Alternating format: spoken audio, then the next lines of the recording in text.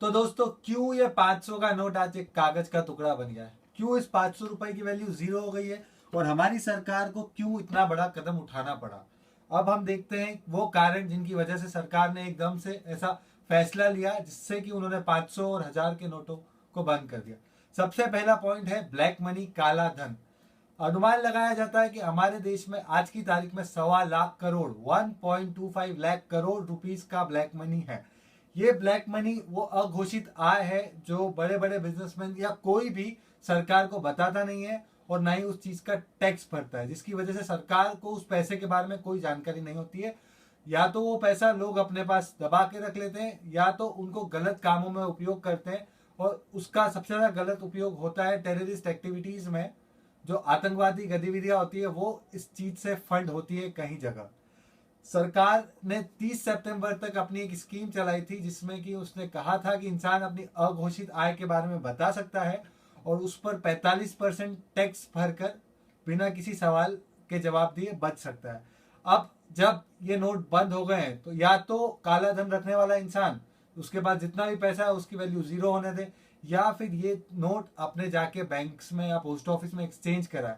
जब वो बड़ी वैल्यू में बैंक के पास जाएगा नोट एक्सचेंज करवाने, तो उसके पास जो अनडिक्लेयर्ड इनकम है उसका 60% टैक्स भरना पड़ेगा।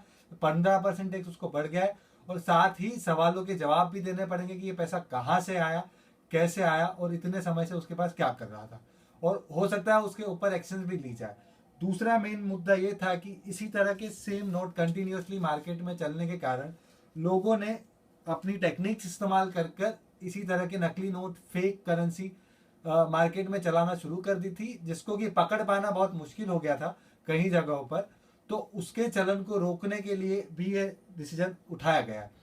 तीसरा एक प्लस पॉइंट ये होगा कि इन नोटों को बैन करने की वजह से जो डिजिटल करेंसी है, जिस तरह से आजकल डिजिटल इंडिया को प्रमोट किया जा रहा है, तो डिजिटल करेंसी कहीं ना कहीं स्पीड पकड़ेगी। कहीं ना कहीं लोग सोचेंगे कि हाँ डिजिटल वे में ट्रांजिशन ज़्यादा तरह से किया जाए, तो वो एक प्लस पॉइंट रहेगा ओवरऑल। जाहिर सी बात है कि हम जैसे कॉमन लोगों को इस चीज़ के लिए बहुत सारी समस्या उठाना पड़ेगी, पर वो कहते हैं ना कि किसी बड़े बदलाव के लिए छोटी मोटी समस्याओं को उठाना उतनी बड़ी बात नहीं है। तो हम लोगों को इस चीज़ को पॉजिटिव वे में देखते हुए अपनी छोटी छोटी समस्याओं को नज़रअंदाज करते हुए इस चीज़ को अप्रिशिएट करना चाहिए। और कहीं ना कहीं मेरा ये अनुमान है कि लंबे समय में हम देखें तो इस चीज़ से हमें ब्लैक मनी से मुक्ति मिलेगी बहुत हद तक, और साथ ही करप्शन पर भी कंट्रोल आएगा। मनी लॉन्ड्रिंग की जो एक बहुत बड़ी प्रॉब्लम है वो भी बहुत हद तक कंट्रोल की जाएगी। इतना था क्यों ये डिसीजन लिया गया, उसके ऊपर आने वाले वीडियोस में हम देखेंगे कि इसका क्या इम्पैक्ट होगा। उस चीज़ को जानने के लिए आप प्लीज़ इस चैनल को सब्सक्राइब कीजिए और आपको यदि ये वीडियो पसंद आया है तो लाइक कीजिए। Thank you.